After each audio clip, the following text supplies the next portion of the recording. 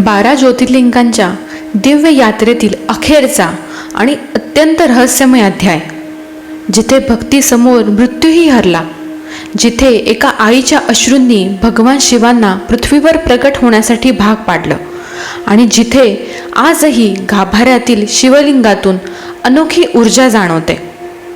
महाराष्ट्रातील छत्रपती संभाजीनगर जिल्ह्यातील वेरूळ गावात असलेलं हे आहे घृष्णेश्वर ज्योतिर्लिंग.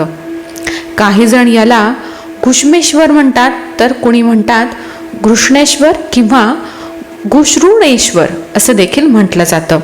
पण प्रश्न असा आहे की हेच 12वे आणि अंतिम ज्योतिर्लिंग का मानलं जातं? यामागची कथा काय आहे आणि या मंदिराशी जोडलेली रहस्य इतकी चमत्कारी का मानली जातात? आज आपण व्हिडिओमध्ये जाणून घेणार आहोत.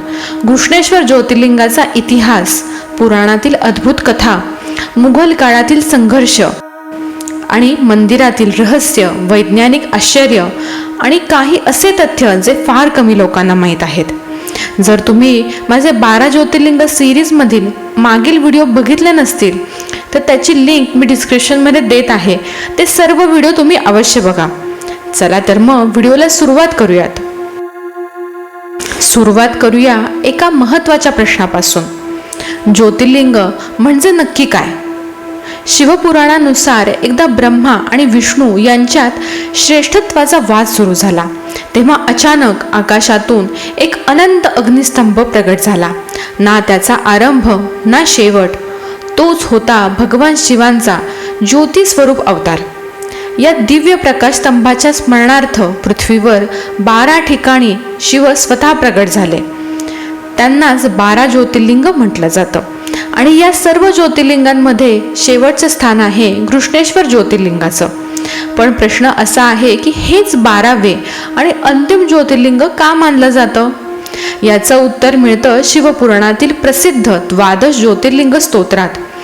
त्या स्तोत्रातील शेवटची ओळ आहे घृष्णेश्वरच शिवालये, म्हणजे शिवालय क्षेत्रात वसलेले घृष्णेश्वर हे 12वे आणि अंतिम ज्योतिर्लिंग मानले जाते. हिंदू परंपरेनुसार सोमनाथ पासून सुरू होणारी 12 ज्योतिर्लिंगांची यात्रा घृष्णेश्वर दर्शनाशिवाय पूर्ण होत नाही. म्हणूनच याला अंतिम ज्योतिर्लिंग म्हटलं जातं. अनेक संतांच्या मते घृष्णेश्वर हे भक्तीच्या परिपूर्णतेचं प्रतीक आहे, कारण इथे भगवान शिव भक्ती, क्षमा आणि समर्पणामुळे प्रगट झाले होते. असं मानलं जातं की 12 ज्योतिर्लिंगांची यात्रा घृष्णेश्वर दर्शनाशिवाय पूर्ण होत नाही. घृष्णेश्वर या नावामध्येच एक गूढ अर्थ दडलेला आहे. घृष्णा म्हणजेच तीव्र भक्ती, समर्पण आणि प्रेम, आणि ईश्वर म्हणजेच भगवान शिव, म्हणजेच भक्तीने प्रसन्न होणारे शिव म्हणजे घृष्णेश्वर. काही पुराणांमध्ये याला घुष्मेश्वर असं देखील म्हटलं आहे, कारण या ज्योतिर्लिंगाच्या प्रकट होण्यामागं आहे घुष्मा नावाच्या एका महान शिवभक्त स्त्रीची हृदय हेलावून टाकणारी कथा. चला ती जाणून घेऊयात. ही कथा आहे शिवपुराणात वर्णिलेल्या एका भक्ता स्त्रीची. प्राचीन काळात दक्षिण भारतात सुधर्मा नावाचे एक ब्राह्मण राहत होते. त्यांची पत्नी होती सुदेहा. दोघंही धर्मपरायण होते. त्यांना मूलबाळ नव्हतं. काळ पुढे जात होता आणि सुदेहाला समाजाचे टोमणे सहन करावे लागत होते. शेवटी तिने आपल्या पतीला दुसरं लग्न करण्यास सांगितलं.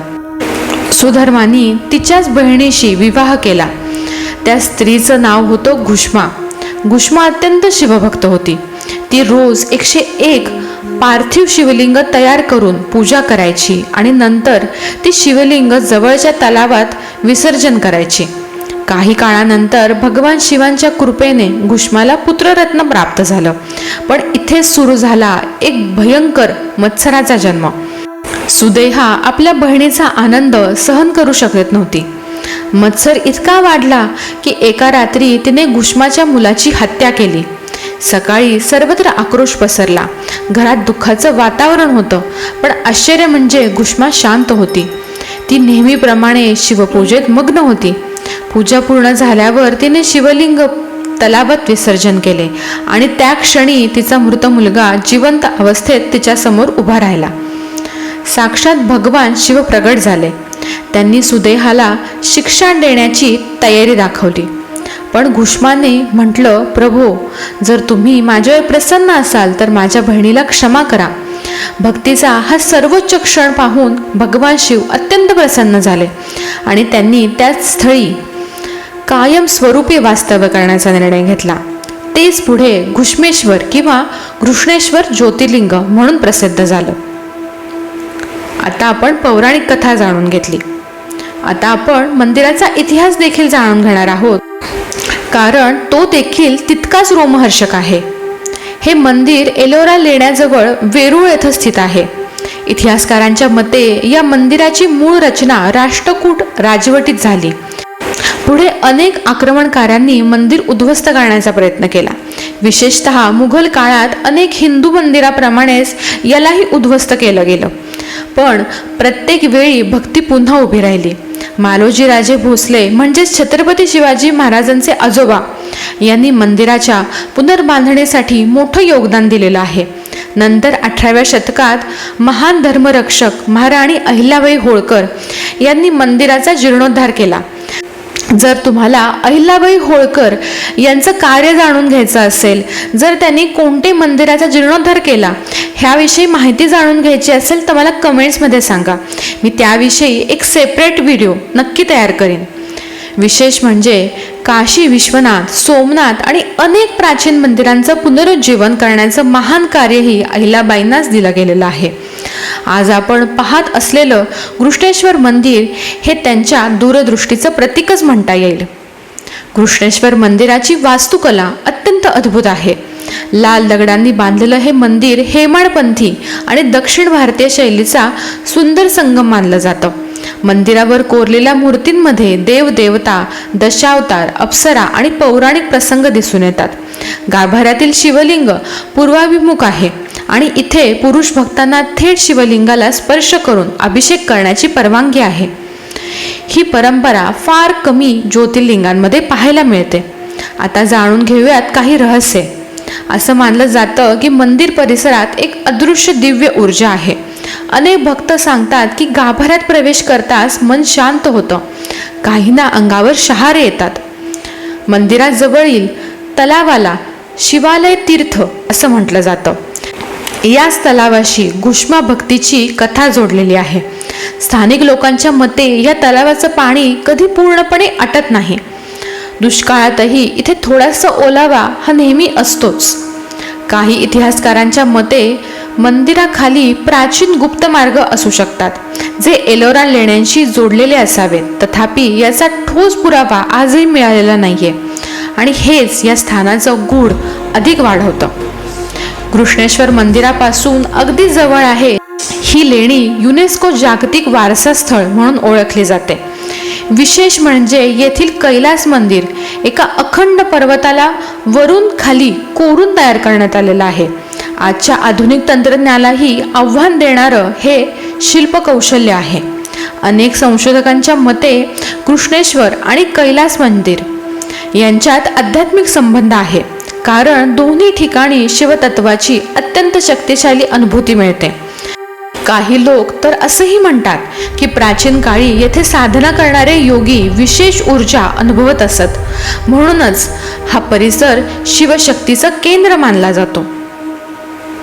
आता आपण जाणून घेणार आहोत काही रोचक आणि कमी माहिती असलेली तथ्य. त्यातील एक आहे घृष्णेश्वर हे 12 ज्योतिर्लिंगांमधील सर्वात लहान मंदिरांपैकी एक मानलं जातं. 2. काही पुराणांमध्ये या ज्योतिर्लिंगाला कुमकुमेश्वर असं देखील संबोधलं गेलेलं आहे. 3. श्रावण महिन्यात येथे लाखो भाविक दर्शनासाठी येतात. 4. महाशिवरात्रीला मंदिर परिसरात भव्य उत्सव भरतो. 5. मंदिरातील नंदीची मूर्ती अत्यंत प्राचीन मानली जाते. असं म्हणतात की नंदीच्या कानात इच्छा मागितल्यास ती शिवापर्यंत पोचते. 6. मंदिराच्या भिंतींवरील अनेक शिल्पांमध्ये रामायण आणि महाभारताचे प्रसंग कोरलेले आहेत. 7. घृष्णेश्वर दर्शनानंतर अनेक भक्त एलोरा येथील कैलास मंदिरालाही भेट देतात. यामुळे यात्रा अधिक पवित्र बनते.